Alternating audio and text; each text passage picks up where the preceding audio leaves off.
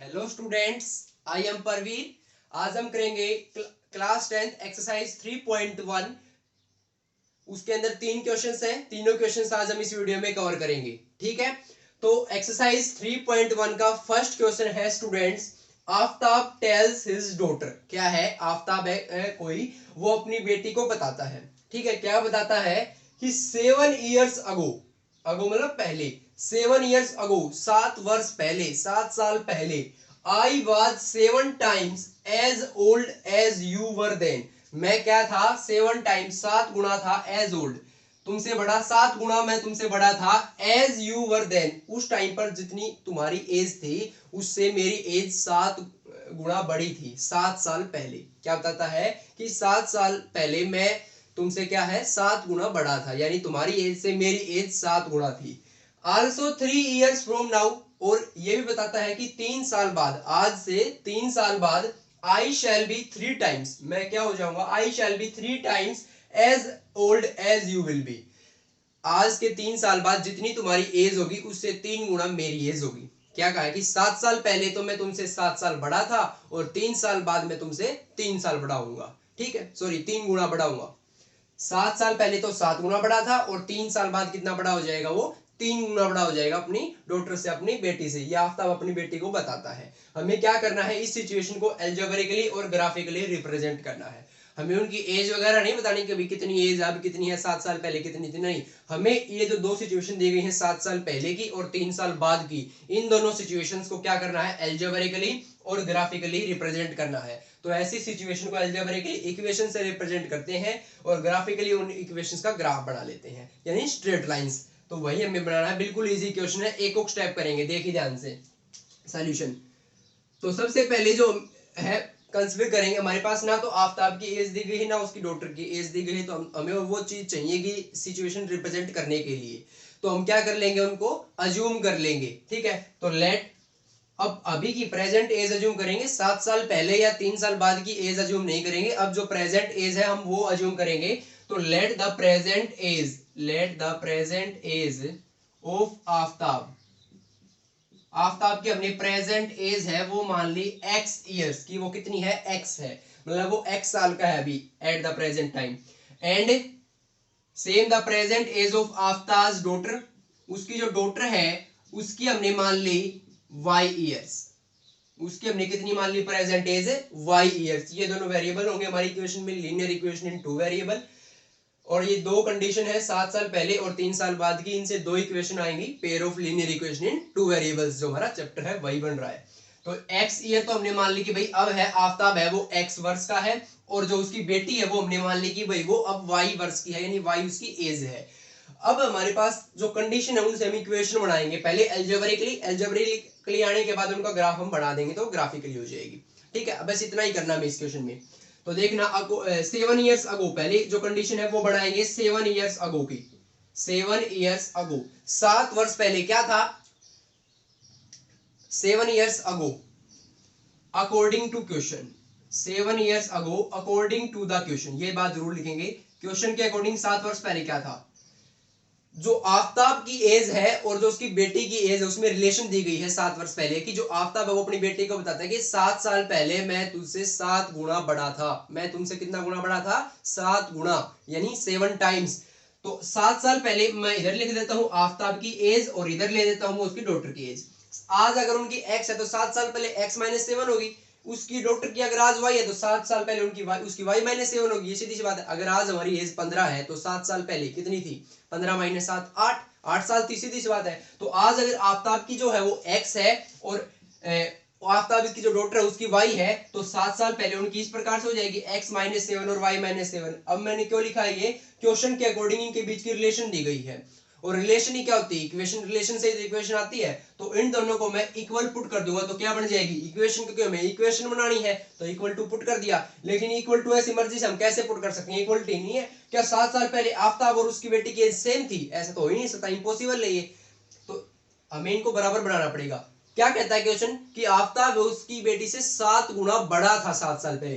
कौन बड़ा था? आफ्ताब। आफ्ताब है एक्स बड़ा, तो x जो है ये जो क्वांटिटी है ये 7 टाइम्स बड़ी है इस वाली क्वांटिटी से। तो बराबर कैसे होगा? जब ये भी 7 टाइम हो जाएगी, भाई मैं इधर लिख देता हूँ 3, इधर लिख देता हूँ 21। एग्जाम्पल के लिए मैं समझा रहा हूँ। अब इन दोनों को मैंने इक्वल टू पुट करना है तो कैसे करेंगे? जो ये 7 गुना बड़ा है 3 से 21 है, तो 7 की मल्टीप्लाई जब 3 से करेंगे तब दोनों इक्वल होंगे ना। 3 गुना 7 इज इक्वल टू 21।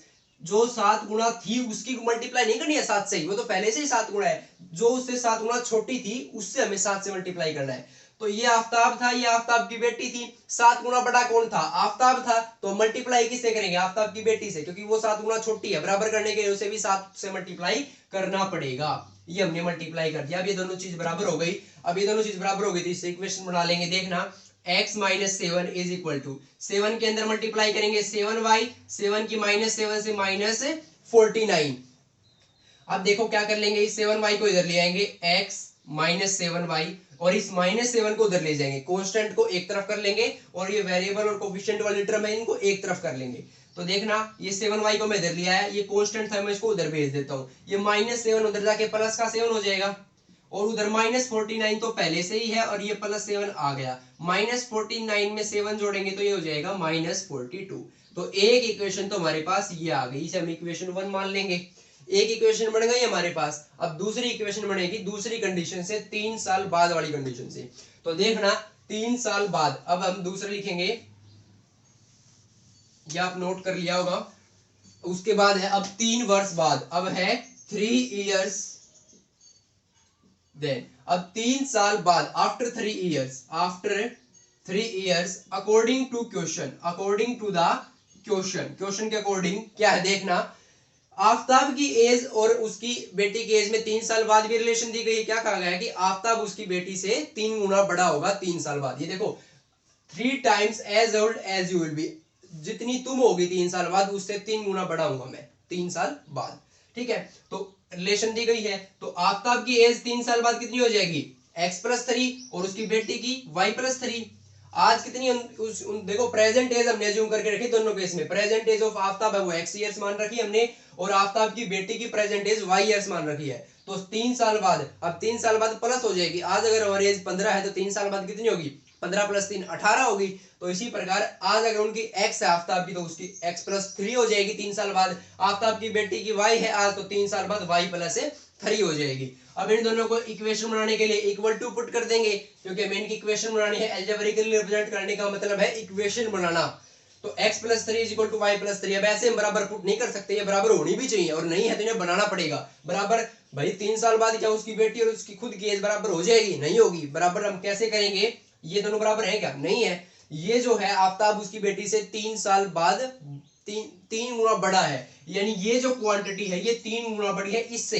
तो बराबर बनाने के लिए इस छोटी वाली क्वांटिटी यानी 3 टाइम जो छोटी है उसकी 3 से मल्टीप्लाई करनी पड़ेगी। अब ये दोनों बराबर हो गई। ये तो 3 टाइम इससे बड़ा था तो इसकी 3 से गुणा कर दी। अब ये दोनों बराबर हो गई। जो 3 टाइम्स छोटा होता है ना, यानी उसकी उससे मल्टीप्लाई करते हैं। उसमें पिछले वाले केस में वो 7 टाइम्स छोटी थी आफ्ताब की बेटी, तो उसी की 7 से मल्टीप्लाई की। अब भी आफ्ताब की बेटी है वो 3 टाइम्स छोटी है तो उसकी 3 से मल्टीप्लाई की है। जो 3 टाइम्स बड़ा 7 टाइम्स बड़ा, ये जो बड़ा होता है उससे मल्टीप्लाई नहीं करते। बराबर करने के लिए छोटे वाले जो टर्म है उसको मल्टीप्लाई करते हैं तब बराबर आता है। तो x plus 3 is equal to 3y plus 3। ये आफ्ताब की एज होगी 3 साल बाद। ये जो है 3 को हटा दे तो ये होगी उसकी बेटी की एज 3 साल बाद। लेकिन हमें इक्वेशन बनानी है तो बराबर करनी पड़ेगी इन दोनों की एज को। तो हमने इसकी बेटी की एज को 3 से मल्टीप्लाई कर दिया, तो अब दोनों की बराबर हो गई। अब इसको मैं लिख देता हूँ x प्लस 3, ये 3 अंदर चला जाएगा, 3y प्लस 3 की 3 से 9, 3 को इधर ले आएंगे x माइनस 3y, और इस 3 को उधर ले जाएंगे। ये 9 प्लस 3 है, इधर जाके माइनस 3 हो जाएगा तो 6 हो जाएगा। तो दूसरी इक्वेशन आ गई ये। दो इक्वेशन आ गई, एक ये आ गई x minus 3y is equal to 6, एक पिछली वाली इक्वेशन आई थी। दो इक्वेशन आ गई हमारे पास। कितनी इक्वेशन आ गई? दो इक्वेशन आ गई। दूसरी इक्वेशन क्या थी? x minus 7y is equal to minus 42। दूसरी इक्वेशन हमारे पास, सॉरी ये पहली इक्वेशन थी, ये दूसरी इक्वेशन है। अब हमें ये क्या कर दी, यही थी ना, देखो ऐसे आया था x minus 7 is equal to 7 into Y minus 7। तो x minus 7 is equal to 7y minus 49 हो गया था। तो ये दो इक्वेशन आ गई। ये दोनों इक्वेशन आ गई, ये हमने इस कंडीशन को एल्जेब्रिकली रिप्रेजेंट कर दिया। इक्वेशन बनाना ही एल्जेब्रिकली रिप्रेजेंटेशन होती है, तो एल्जेब्रिकली रिप्रेजेंट कर दिया हमने। इसमें कहा गया था कि भाई ये जो कंडीशन दी गई है, इन दोनों कंडीशंस को एल्जेब्रिकली और ग्राफिकली रिप्रेजेंट करो। तो इक्वेशन बना दी दोनों इक्वेशन, तो ये क्या हो गई, एल्जेब्रिकली रिप्रेजेंट हो गई। अब हमें इन्हें ग्राफिकली और रिप्रेजेंट करवाना है, तो ग्राफिकली कैसे रिप्रेजेंट करेंगे, इन दोनों इक्वेशंस का ग्राफ बना देंगे। ठीक है, दोनों कैसी है, लीनियर इक्वेशन है 2 वेरिएबल्स के अंदर, तो दोनों का क्या आएगा, स्ट्रेट लाइन आएगा। ये ग्राफ क्या आएगा, स्ट्रेट लाइन आएगा। तो ग्राफ बना देता हूं मैं आपका। ग्राफ बनाने के लिए मैं एक बार रफली ग्राफ बना रहा हूं यहाँ पर। आप जब नोटबुक में बनाएंगे स्केल से तो बिल्कुल एग्जैक्ट ग्राफ बनेगा। मैं यहाँ पर मान लो ग्राफ बना रहा हूं एक बार। ये एक्स एक्सिस होता है, ये एक्स डैश होता है, ये वाई होता है और ये वाई डैश होता है, आप सबको पता है। ठीक है, मैं यहाँ पर ले लेता हूँ 1 2 3 4 5 6 -1 -2 -3 -4 -5 -6। इधर 1 2 3 4 5 6, इधर नीचे माइनस के होते हैं, -1 -2 -3 -4 -5 -6, ऐसे ले लिए मैंने। ग्राफ के लिए क्या करेंगे, इन दोनों इक्वेशन की टेबल बनानी पड़ेगी। तो इधर बनाएंगे पहली वाली इक्वेशन की टेबल और इधर बना देंगे दूसरी वाली इक्वेशन की टेबल। टेबल के लिए आप क्या करेंगे, ऐसे ले लेंगे यहाँ पर x, यहाँ पर y, ये पहली वाली इक्वेशन के लिए, ये दूसरी वाली इक्वेशन के लिए। कम से कम 2 केस तो लेने ही पड़ेंगे लाइन बनाने के लिए, ग्राफ बनाने के लिए। आप 2 से ज्यादा 3 4 कितने भी ले सकते हैं, मैं बार आपको 2 लेकर समझा रहा हूँ। आप 2 सफिशिएंट है, मिनिमम 2 तो आपको चाहिए ही चाहिए। तो मैंने दो केस ले लिए दोनों के। ठीक है, देखो भाई पहली इक्वेशन क्या है, x - 7y इक्वल टू, मैं यहाँ पर लिख देता हूं, ये है। इसका हम टेबल कैसे बनाएंगे, देखो a की वैल्यू, मैं x की वैल्यू 0 पुट कर देता हूं। x की वैल्यू कितनी पुट कर दी, 0। x की वैल्यू क्या पुट कर दी मैंने, 0 पुट कर दो 0, तो x की वैल्यू कितनी होगी, 0।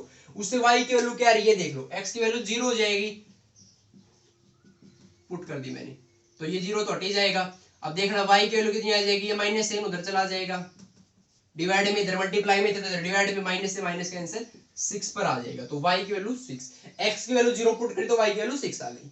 ऐसे आपको वैल्यू पुट करके देखने से, आप y की वैल्यू पुट करके देख लो, उससे x की वैल्यू आ जाएगी। ऐसे 2 केस लाने आपने, एक केस और ले आओ। और ध्यान रखना ऐसे केस लाना जो छोटी वैल्यूज आए, ताकि ग्राफ पर आपको इजीली उनको ड्रा कर सको। ठीक है, अगर आपने बड़ी बड़ी वैल्यूज ले ली तो आपके पेज पर आएगा ही नहीं, वो आप ग्राफ पर बना नहीं सकोगे। ठीक है, तो ऐसी प्रैक्टिकल वैल्यू लेना जो आपके ग्राफ पर बन सके। ठीक है, एक वैल्यू और ले लेता हूं मैं, मान लो मैं ले लूं y की वैल्यू कुछ ऐसे ले लूं। y की वैल्यू मैं क्या ले लूं, अब मैं y की वैल्यू 0 ले लूंगा ना, तो ये 0 हो जाएगा, x की वैल्यू -42 आ जाएगी। तो वो -42 तो हमारे ग्राफ पर है नहीं, तो वो थोड़ा बनाना मुश्किल हो जाएगा, इसलिए हम इतनी बड़ी वैल्यू नहीं लेंगे, ऐसी वैल्यू लेंगे, कन्वीनियंट वैल्यू लेंगे, जिससे हमारा ग्राफ इजीली ड्रॉ हो सके। ठीक है, तो देखना अब मैं y की ऐसी वैल्यू लूंगा जिससे x की कोई अच्छी सी वैल्यू आ जाए। ठीक है, तो देखना मैं y की वैल्यू ले लेता हूं।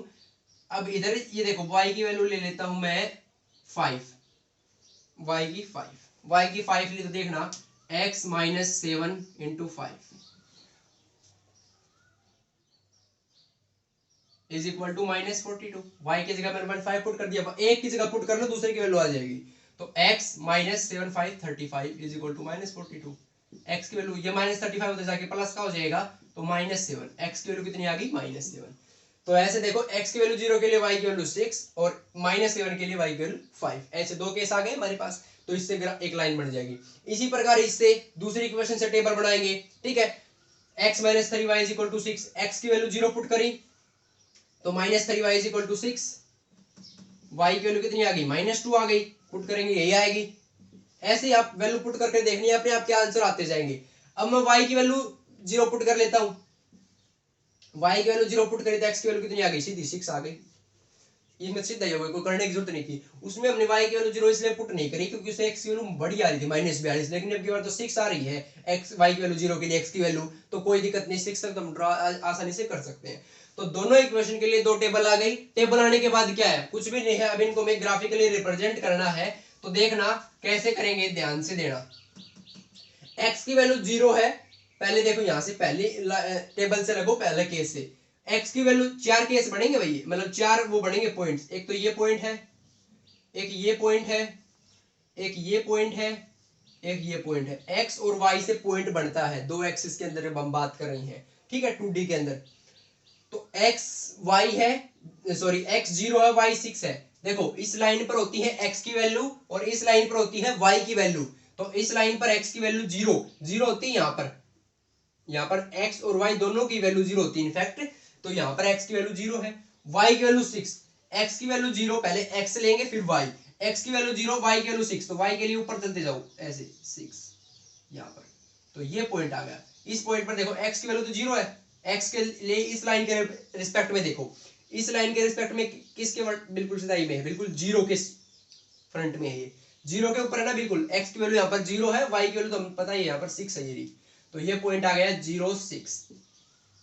दूसरा पॉइंट है -7 और 5, यानी x की वैल्यू -7, यानी इधर थोड़ा और आगे ले लेते हैं -7, ये रहा x की वैल्यू -7 और y की वैल्यू इसके लिए 5, तो -7 के ऊपर चलो 5 की सिधाई तक आओ। ये पॉइंट आ गया -7 और 5, ठीक है। ये तो मैंने समझाने के लिए लाइन बनाई, नहीं बनानी आपने, ठीक है। तो ये दो पॉइंट आ गए ना, एक ये और एक ये, इन दोनों पॉइंटों से एक लाइन बनेगी। अब इन दोनों पॉइंटों को मिला दो, तो ये मिला दिया मैंने ऐसे, तो ये क्या बन गई, एक लाइन बन गई। ये कौन सी इक्वेशन की लाइन बनी है, कौन सी वाली इक्वेशन की लाइन है ये x - 7y = -42, इस इक्वेशन के लिए ये लाइन है। कैसे भी इक्वेशन है उससे आप स्ट्रेट लाइन बना सकते हैं ना। तो कोई इक्वेशन दे दे, उसे स्ट्रेट लाइन कैसे बनाएंगे, उसके लिए टेबल बनाएंगे और फिर उसको ग्राफ पर रिप्रेजेंट कर देंगे, वो उसकी लाइन हो गई। इसकी ओर देखो अब ध्यान से, x की वैल्यू 0 है, y की वैल्यू -2 है। तो x की वैल्यू 0 यहाँ पर है और y की वैल्यू इसी 0 के लिए -2, यानी नीचे चलो, ये पॉइंट आ गया। यहाँ पर 0 और -2 है। अगला है x की वैल्यू 6, y की वैल्यू 0, तो x की वैल्यू 6 यहाँ पर और y की वैल्यू 0, ऊपर जाना ही नहीं है, 0 तो इसी लाइन पर है, तो यहीं पर रुक जाओ। तो इन दोनों पॉइंट ये आ गए, इन दोनों को मिला दो, ये हमारे पास दूसरी लाइन आ गई। ऐसे ग्राफ पर बिल्कुल सीधी लाइन आएंगी और एग्जैक्ट लाइंस आएंगी। मैंने तो ये ऐसे गैप भी बराबर नहीं रखा, ग्राफ में है, आप स्केल से बिल्कुल, ग्राफ पेपर में बिल्कुल बराबर वो होते हैं, गैप होते हैं। नोटबुक में अगर आप बनाओगे तो आप स्केल से बनाओगे, तो वहां पर आपने बिल्कुल इक्वल लेंथ के गैप लेने हैं और बिल्कुल सीधी लाइन बनानी है, तो बिल्कुल एग्जैक्ट ग्राफ आएगा। मैंने तो समझाने के लिए बताया भी, ग्राफ कैसे बनाना है आपको ये पता होना चाहिए, तो ऐसे बनाते हैं। तो ये पहली इक्वेशन की लाइन आ गई, ये दूसरी वाली इक्वेशन की लाइन आ गई, ये दोनों लाइन आ गई, ठीक है। ये हमने इसको ग्राफिकली रिप्रेजेंट कर दिया, ठीक है। तो इस प्रकार से आपने एल्जेब्रिकली और ग्राफिकली रिप्रेजेंट करना है, ठीक है। सेकंड क्वेश्चन करते हैं इसी का। हम पहले एक बार मैं आपको बात बता देता हूं, ये जो ग्राफिकली रिप्रेजेंट है ना, इस ग्राफिकल से हम x और y की वैल्यू भी निकाल सकते हैं, लेकिन वो हमारे इस क्वेश्चन में पूछा नहीं गया है। इस क्वेश्चन में केवल इतना पूछा गया है कि solve the equation graphically, sorry solve नहीं, रिप्रेजेंट एल्जेब्रिकली एंड ग्राफिकली। अगर आपसे सोल्व पूछे ना क्वेश्चन में, सोल्व, अगर इसे सोल्व करो, इसका सॉल्यूशन निकालो, तो आपने x y की वैल्यू निकालनी है। यहाँ पर ओनली रिप्रेजेंट करने के लिए पूछा है, तो इस क्वेश्चन में आपको x y की वैल्यू निकालने की कोई भी जरूरत नहीं है, ठीक है। तो ये आपका फर्स्ट क्वेश्चन था। अब मैं है अगले क्वेश्चन थोड़े हैं, हम जल्दी जल्दी करते हैं और साथ साथ आप भी उनको सोल्व कीजिएगा, क्योंकि फर्स्ट क्वेश्चन जो आपको समझ में आ गया, उसी प्रकार बाकी के दो क्वेश्चन है, बस स्टेटमेंट अलग है, बाकी सेम कंसेप्ट है उन बाकी दो अगले जो है उन दोनों क्वेश्चंस में भी, ठीक है। तो देखना क्या है उन क्वेश्चंस में। सेकंड क्वेश्चन क्या है, सेकंड क्वेश्चन मैं आपको बता देता हूं, उसकी स्टेटमेंट क्या है। उसकी स्टेटमेंट ये है, उसमें कहा गया है कि भाई क्रिकेट कोच है, क्या है कि क्रिकेट कोच है, वो क्या करता है, सबसे पहले तो वो क्या करता है, 3 बैट्स और 6 बॉल्स खरीदता है अपनी टीम के लिए। अपनी टीम के लिए क्या खरीदता है, क्रिकेट कोच है कि वो खरीदती है, बल्कि सी है उसमें। तो एक क्रिकेट कोच है, वो क्या है, अपनी टीम के लिए 3 बैट्स और 6 बॉल्स खरीदती है, और टोटल उसकी कॉस्ट पड़ती है उसके लिए 3900, यानी 3900 रुपीज। 3 बैट्स और 6 बॉल्स उन्हें दोनों इकट्ठे खरीदे और उससे उसकी जो कॉस्ट आई, इतने रुपए आई, 3900 रुपए में उसने क्या खरीदी, 3 बैट्स और 6 बॉल्स खरीदी, ठीक है। अब क्या किया, थोड़े उसने बाद में फिर और खरीदा, कमी पड़ गई होगी, वो हमारा वो कंसेप्ट नहीं है। उसने क्या की, थोड़ी देर बाद में उसने और कुछ चीज खरीदी। क्या खरीदा, उसने 1 बैट और 3 बॉल्स खरीदी। उसने क्या खरीदा, 1 बैट और 3 बॉल्स खरीदी, 1 बैट और 3 बॉल्स और खरीदी उसने। उसकी कॉस्ट पड़ी उसको 1300 रुपीज। पहले तो उसने खरीदे 3 बैट्स और 6 बॉल, तो उसको पैसे लगे 3900 रुपए। उसके बाद उसने 1 बैट और 3 बॉल और खरीदे, उसके कॉस्ट लगे 1300 रुपए। ये दो सिचुएशन है, इनको हमें क्या करना है, एल्जेब्रिकली और ज्योमेट्रिकली यानी ग्राफिकली हमें इनको रिप्रेजेंट करना है, बिल्कुल वही। तो क्या करेंगे, इन दोनों कंडीशन से दो इक्वेशन बनाएंगे, कैसी equation? Algebraic equation, linear equation in two variables, वो होगा एल्जेब्रिकली रिप्रेजेंटेशन। उसके बाद ज्योमेट्रिकली यानी ग्राफिकली कैसे रिप्रेजेंट करेंगे? उन दोनों इक्वेशन का ग्राफ बना देंगे। तो देखना मैं लिखूंगा यहां पर अकॉर्डिंग टू द क्वेश्चन, इसका मैं सॉल्यूशन कर रहा हूं। According to the question, according to the question, question के अकॉर्डिंग, पहले सॉरी आप पहले अज्यूम कीजिए बैट क्या क्या है इसमें, बैट और बॉल है, बैट और एक बॉल है। तो मान लिया let the cost of a bat, एक बैट की मानेंगे हम, and the cost of A ball, एक बॉल की कॉस्ट, एक बैट की और एक बॉल की कॉस्ट अज्यूम कर लेंगे। तो बैट की हमने मान ली एक्स रुपीज और बॉल की हमने मान ली वाई रुपीज। हमने मान ली कि बैट की जो कॉस्ट है वो एक्स रुपीज है, बॉल की जो कॉस्ट है वो वाई रुपीज है। कॉस्ट मतलब कीमत, प्राइस, एक बैट का जो प्राइस है, जो उसकी कीमत है वो एक्स रुपीज है, और एक बॉल यानी गेंद है उसकी कीमत है वो वाई रुपीज है। एक गेंद की और एक बल्ले की हमने मान ली है। अब हम क्वेश्चन के अकॉर्डिंग देखेंगे, अकॉर्डिंग टू क्वेश्चन, ये लिख रखा क्वेश्चन, मेन तो यही है क्वेश्चन में, बाकी तो स्टेटमेंट है वो मैंने बता दी क्या है। पहले उसने 3 बैट खरीदे और 6 बॉल खरीदी, तो एक बैट की कीमत कितनी है? एक्स है, तो 3 बैट की कीमत कितनी होगी? 3x।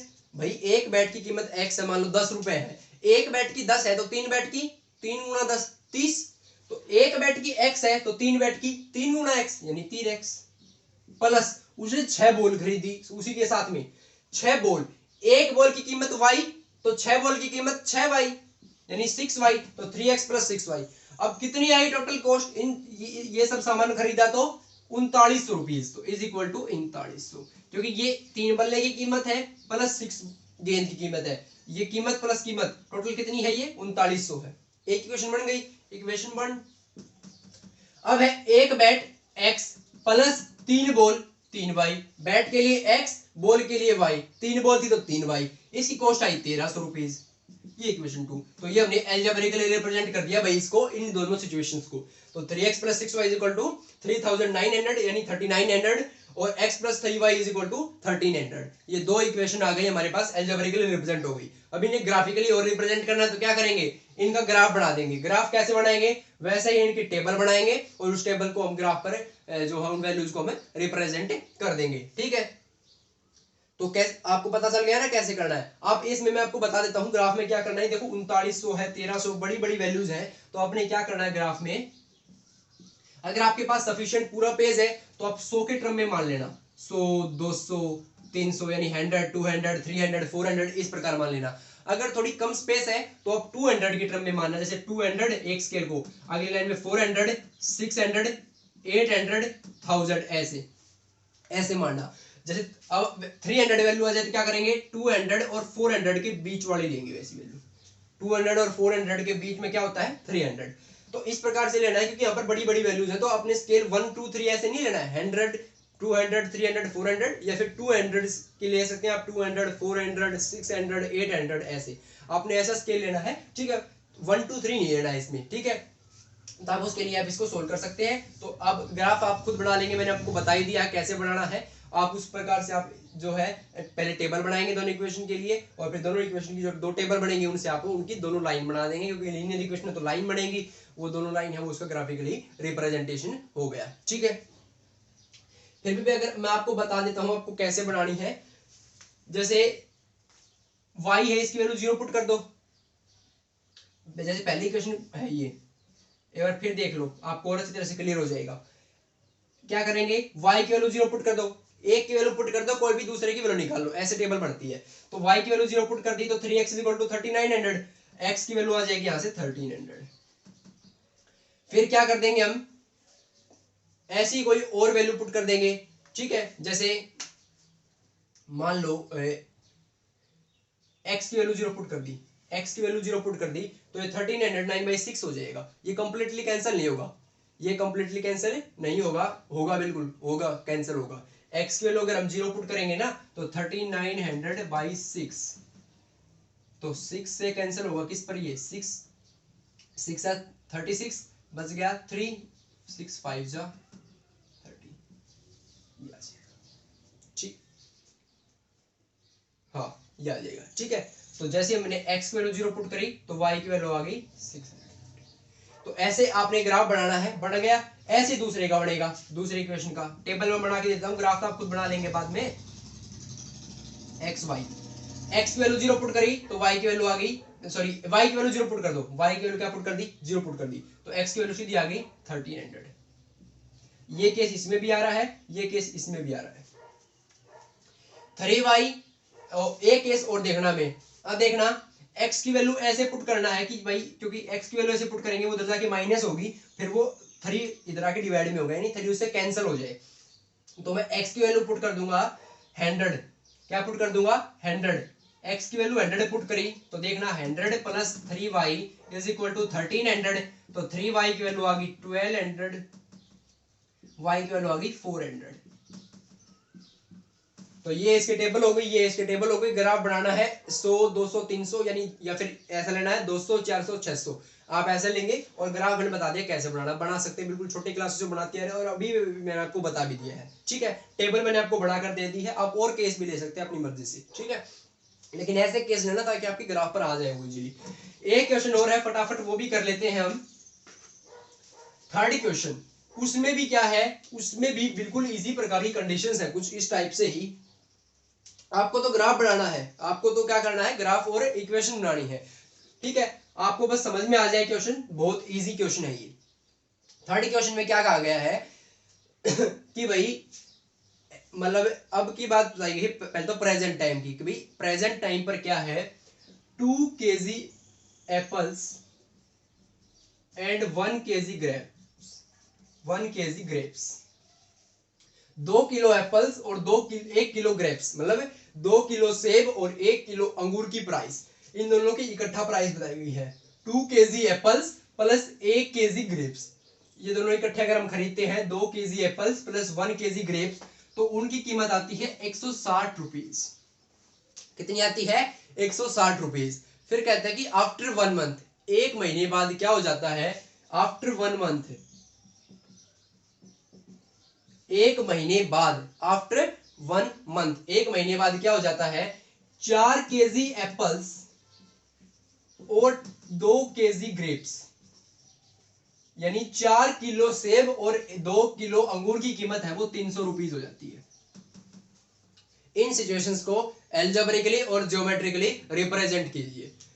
तो कैसे रिप्रेजेंट करेंगे भाई, देखना 2 किलो एप्पल्स और 1 किलो अंगूर की कीमत 160 है, एक महीने बाद 4 किलो एप्पल्स और 2 किलो अंगूर यानी 2 kg ग्रेप्स की कीमत 300 रुपीज हो जाएगी। ग्राफिकली और एल्जेब्रिकली रिप्रेजेंट बिल्कुल इजी है, साथ साथ कीजिए।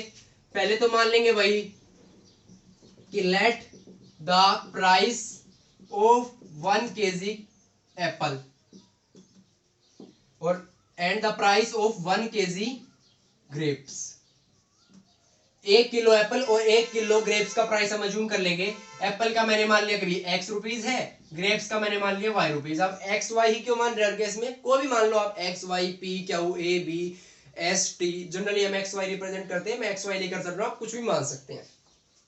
मैंने 1 किलो एप्पल्स का प्राइस मान लिया x रुपीज, 1 किलो ग्रेप्स का प्राइस मैंने मान लिया y rupees, according to question. अब क्वेश्चन क्या कहता है, क्वेश्चन क्या कहता है कि भाई 2 किलो एप्पल यानी और 1 किलो ग्रेप्स की कीमत 160 रुपए है। 1 किलो एप्पल का प्राइस है x रुपीज, तो 2 किलो एप्पल का 2x, 1 किलो का 40 है तो 2 किलो का 40 गुना 2 80, तो 1 किलो एप्पल की प्राइस है x रुपीज, तो 2 किलो एप्पल की 2x प्लस 1 किलो ग्रेप्स है तो y, 1 किलो ग्रेप की y है, 1 किलो ग्रेप है, कितनी है कीमत 160। एक क्वेश्चन तो ये बन गई।